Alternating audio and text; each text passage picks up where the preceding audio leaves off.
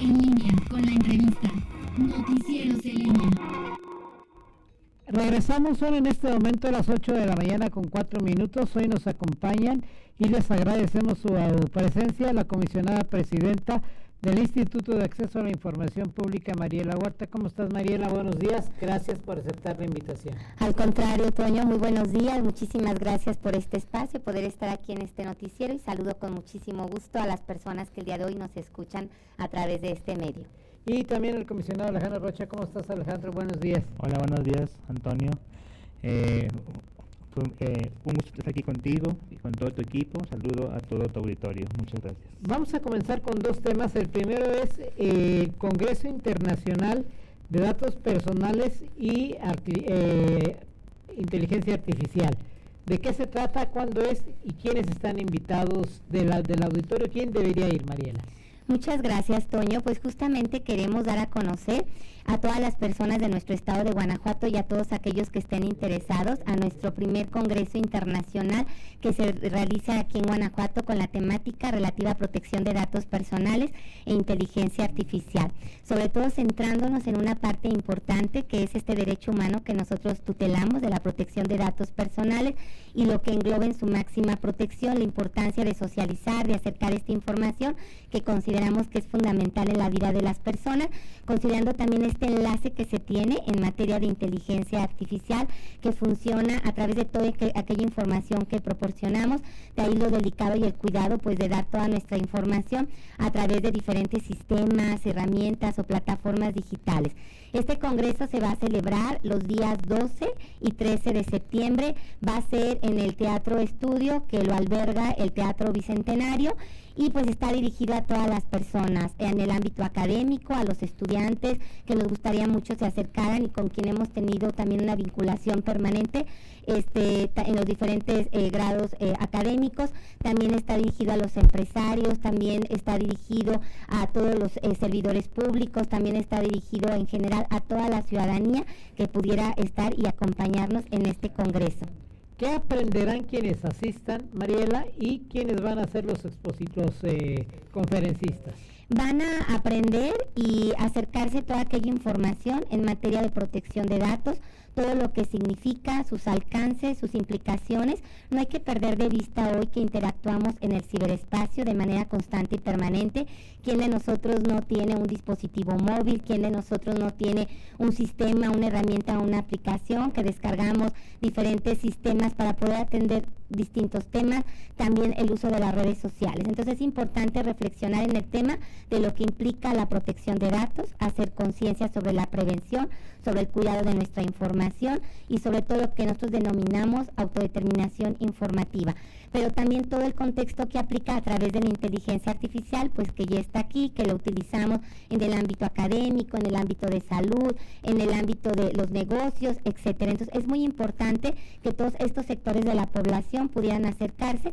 Tenemos diferentes actividades, tenemos conferencias magistrales como lo que es la protección de datos, la inteligencia artificial, sus alcances, cuáles son los contextos en Latinoamérica, los avances que tenemos, cuáles son los retos, los desafíos, cuál es el contexto también en Europa. Viene José Luis Piñar, que es el delegado de varias entidades en Europa sobre este tema, experto en la materia.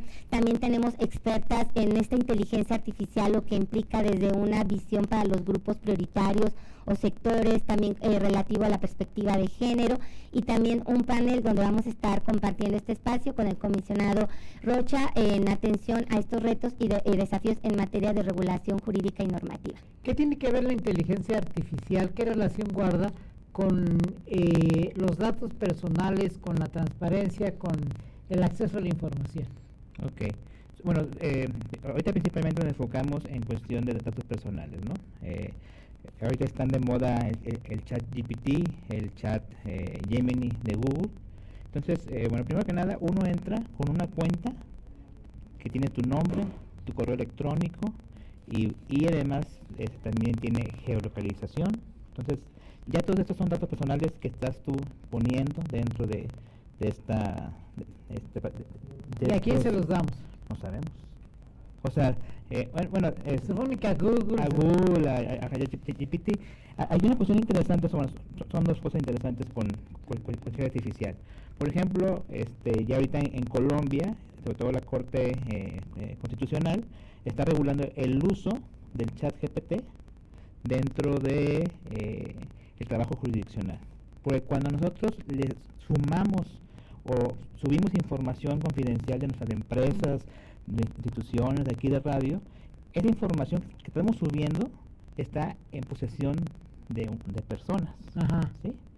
Entonces, la pregunta es, ¿qué personas? Pues hay que leer bien los términos y condiciones para ver a quién le estamos dando esto. Igual, cuando subimos nuestras fotografías, pues también a estos chats, pues es información confidencial, información pública de datos personales que estamos poniendo. Ahora, muy rápido, ¿cómo funciona la inteligencia artificial? ¿Sí? Es un algoritmo que autoaprende, pero la computadora no aprende por sí misma. Requiere que miles de seres humanos la estén entrenando, ¿sí? Entonces, para que el ChatGPT pueda funcionar, llevó años y miles de personas que están entrenando. Entonces, por ejemplo, las fotografías que subimos a Facebook, a Instagram, a X, ¿sí? Esas, por ejemplo, ¿cómo sabe la computadora identificar que es un rostro humano? No lo sabe, hay que entrenarla, ¿sí? Y entonces Amazon, Google tienen granjas de personas que hacen esta función. Entonces, tú subes tu fotografía y estas miles de fotografías que están ya en la red, hay unas personas que les pagan centavos de dólar por cada foto y dicen, ¿sabes qué? Esta foto es un ser humano con rasgos latinos, afromexicanos, ¿sí? Entonces, ¿por qué? Porque antes solo se alimentaba de las fotografías que estaban en Google. Ajá. Y la mayoría es gente blanca, ¿sí? Entonces, para ir alimentando una mayor diversidad, ahora Facebook, Instagram, todo eso, le transmite fotografías, tus mensajes de WhatsApp, todo esto, a personas físicas que están entrenando al chat GPT, ¿sí? Entonces, bueno, ¿por qué? Porque se llama que es una inteligencia artificial, se me fue el nombre, que genera contenido. Pero para poder generar contenido requiere de una cantidad ingente de datos personales que se transmite a personas en donde no sabemos. Afganistán, Kazajistán, no sabemos, ¿sí? O sea, pero que están viendo tu fotografía, tus mensajes, tus videos, y con eso están entrenando a esa inteligencia artificial. Entonces, hay que saber que eso pone en riesgo nuestros datos. Pues exacto, sí. O sea, ¿cómo sabemos que una persona realmente usa tu fotografía, tu audio, tu video únicamente para entrenar a la inteligencia artificial? De acuerdo. ¿Sí? Entonces, bueno, pues son retos, y sobre todo porque son grandes transnacionales. Entonces, Ajá. regularlas es muy complicado, pero sí, es saber que cuando subimos un video, cuando subimos una fotografía, no es nada más en el mundo visible, sino que también todos esos metadatos, pues también te pueden a ti generar una manera de identificarte por geolocalización, por gustos. Bueno, entonces es un tema que vamos a ahondar de manera mucho más profunda, pero es importante conocerlo. ¿Y qué vamos a aprender ahí, Mariela? ¿Por qué es importante aprender? Y sobre todo, aprende sobre algo sobre lo que tiene ciertas bases. Muchas personas de mi edad escuchan inteligencia artificial, metadatos, Google, Facebook, y dicen, mejor me voy, porque no entiendo absolutamente nada. Y a pesar de que no entiendo nada, mis datos personales los está teniendo alguien. Es correcto, es importante nosotros como órgano garante de este derecho humano llevar a cabo este proceso de promoción, de sensibilización, de escucha y sobre todo acercarnos a los diferentes perfiles de nuestra sociedad y de las personas para poder atender estos temas. Nosotros hemos trabajado en el instituto con diferentes sectores, con niñas, niños y adolescentes, con las personas adultas mayores, con las personas con discapacidad, justamente para remarcar la importancia del cuidado de su privacidad, de su imagen en estos sistemas, en estas plataformas, en estas redes sociales, con estos candados de seguridad, de poder atender de manera muy puntual toda aquella información que involucra el estar proporcionando nuestros datos personales y la importancia de manejarnos en un entorno de seguridad.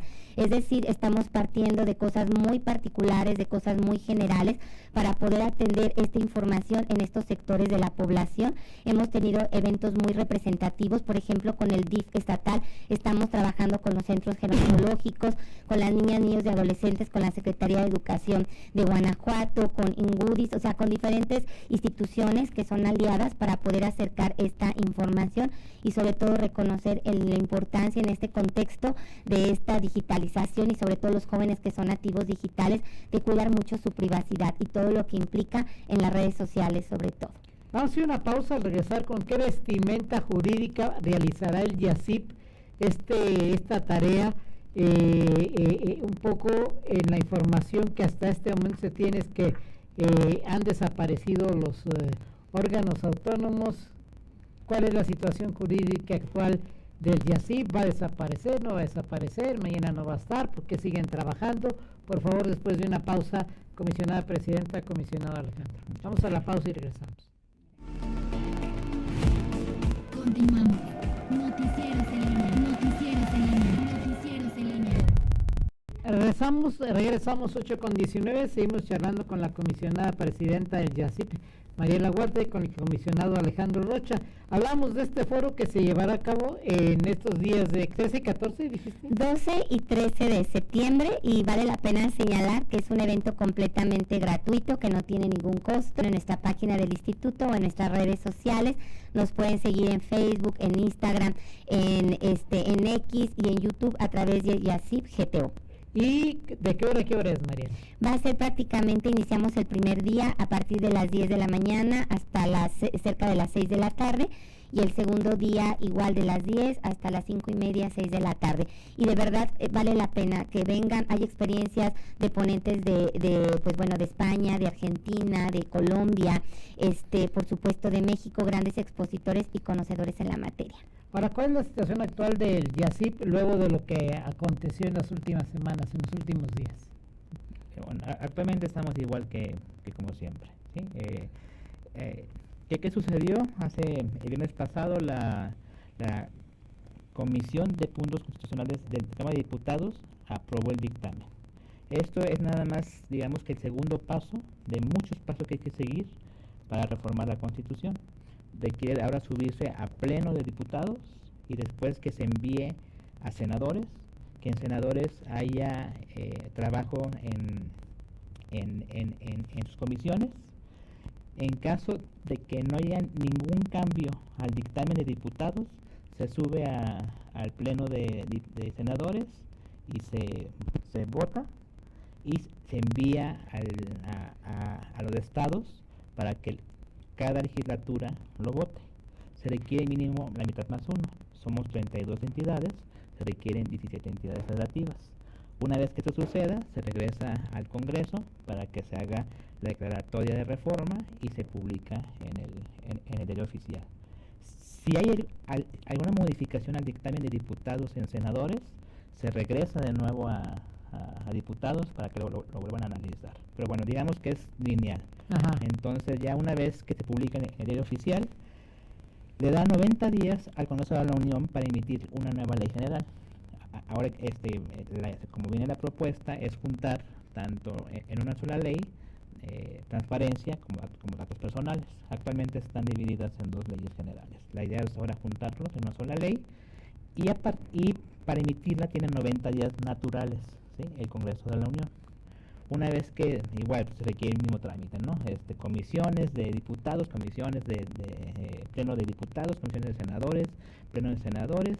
Aquí no hay legislaturas, aquí es una ley, entonces nos requiere esto. Se publica en el diario oficial y a partir de que se publica en el diario oficial, cada estado tiene 90 días para armonizar la ley general, ¿sí? Entonces, Guanajuato tendría el Congreso 90 días para armonizar esta ley. Y a partir de que la armonice y entre en vigor la ley estatal, es cuando tendría efecto en Guanajuato la reforma como viene planteada actualmente. Ajá. ¿Sí? Entonces, pues es un proceso de muchos pasos, apenas vamos en el segundo paso. Entonces, los tiempos no, pues, la verdad son cambiantes, ¿no? A veces vemos las noticias que dicen que ya van a votar en el primer día de septiembre y luego que no, que habrá un calendario. Entonces, bueno, digamos que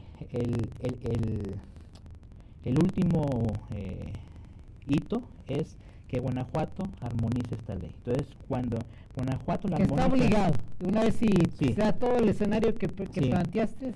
Está Ahora, por obligado. ejemplo, esta ley de seguridad pública, la que hablaba de las velocidades, movilidad, esa tardó 2 años en armonizarse. Sí, claro. Bueno, o sea, dentro de los transitorios se establecen plazos. Bueno, también hay que entender que cada entidad federativa es soberana y bueno, pues hacer una reforma no es hacer enchiladas, ¿no? O sea, se requiere también un trámite legislativo, mesas de diálogo y luego en caso que haya una reforma local a la Constitución, pues también se requiere que se apruebe por 27 de 40 y de no 24 de 46 de 46 exactamente. Entonces pues entonces es un camino muy largo que concluiría con la que del YACIP. no, o sea, depende, o sea, Okay. depende cómo, o sea, ahorita lo que estamos esperando es pues que de todo esto hay que ver cómo viene la ley general. La ley general, digamos, que es la que va a reglamentar la reforma, ¿sí? ¿Cómo va a venir? No tenemos ni idea, ¿sí? Y a partir de ahí hay que ver cómo Guanajuato armoniza esa ley general, ¿sí? Entonces, ¿Tiene opciones? Tiene opciones, claro, tiene opciones. La técnica legislativa de la actual reforma deja que desear, entonces pues, no hay todavía una estrategia real, ¿sí? Porque todo es muy cambiante. Entonces, más bien, hasta que ya no tengamos los pelos de la burra en la mano, que la ley general, ya sabremos Guanajuato qué opciones tiene, sobre todo para que el Congreso la pueda armonizar. O sea, las opciones son el abanico es enorme. Es enorme, así es. Y yo creo que vale la pena puntualizar para que quienes el día de hoy nos escuchan, pues la importancia que implica esta reforma, ¿no? Y sus alcances, sobre todo que significa un retroceso en la vida democrática de nuestro país, en la tutela efectiva de estos 2 derechos humanos que garantizamos nosotros como organismos autónomos de transparencia, que son el acceso a la información y la protección de datos. Hay que analizar este sentido y cómo surgen a través de una materialización bajo un contexto de la ciudadanía, conocer la importancia de la regulación o lo que se prevé, que en este caso las funciones que viene realizando el INAI pasarían a la Secretaría de la Función Pública o homólogos de las Contralorías del Poder Legislativo y el Poder Judicial, y lo propio aplicaría en los estados, que serían a través de los propios sujetos obligados o las instituciones públicas, o también a través de las Contralorías y por supuesto homólogos de los poderes ejecutivo, legislativo y judicial. Es decir, ahora el poder solicitar información a una institución pública cuando no estés conforme con la respuesta que te dan por diferentes escenarios o contextos, tendrías que interponer una inconformidad, lo que hoy conocemos como estos recursos de revisión que atiende el YACIP como órgano especializado en la materia, y a través de ello tendrían ellos mismos que dar una respuesta, es decir, se convierten en juez y parte las instituciones públicas,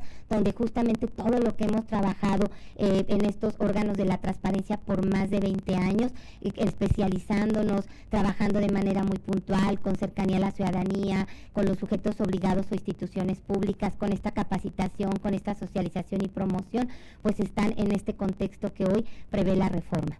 ¿Se puede ser autónomo dentro del Estado? Por supuesto que la ley misma lo señala, esta es una parte fundamental del instituto, esta autonomía, esta independencia, esta imparcialidad, y por supuesto que nosotros como órgano garante de la transparencia lo hemos atendido en esos términos. Ahora, en tanto los sujetos obligados, si quiero saber cuánto le van a pagar de liquidación a los alcaldes que ya se van, sí quiero saber qué sujetos obligados, por ejemplo, partidos políticos cumplieron con sus obligaciones. ¿Tienen todavía ellos, valga la redundancia, la obligación de informarles? Y así puedo decir, pues como ya parece que está en estado de coma, entonces ya no hago nada. No, como te decía, hasta que no entre en vigor la ley estatal, nosotros estamos más vivos que nunca, ¿sí? Entonces, todas las funciones que ejercemos siguen en pie. estamos nosotros vigilando la plataforma de transparencia, estamos también nosotros verificando que suben información los sujetos obligados, estamos recibiendo todos los días recursos de inconformidad, ¿sí? O sea, y aquí lo importante es el YACIP, ¿qué hace? ¿Sí? Primero que nada, la función quizá más conocida que tenemos es ser como un tribunal de alzada, ¿no? O sea, donde si la autoridad no me da la información que yo quiero o considero que es incorrecta, acudo y pongo un recurso, ¿sí? Y nosotros, 8 de cada 10 recursos es a favor de la persona que pide. Pero esto es solo una dimensión de lo que hace el YACIP, ¿sí? Por ejemplo, Fernando, tú que nos escuchas, puedes entrar a la plataforma nacional de transparencia y con un par de clics, ¿sí? Puedes ver todo esto: sueldos, liquidaciones, contratos, obras, ¿sí? Y toda esta información se sube de manera trimestral, pero no se sube de manera espontánea, ¿sí? Cada sujeto obligado tiene que subirla y nosotros tenemos un equipo que son, creo que 5 personas nada más para todo el estado, ¿sí? Que están revisando que los sujetos obligados cumplan en tiempo y forma que haya esta información subida. Entonces, el hecho de que cualquier persona pueda con un par de clics acceder a esa información no es de manera espontánea, ¿sí? mágica, sino es porque nosotros estamos vigilando, ¿sí? Y todo esto genera, obviamente, un ecosistema, ¿sí?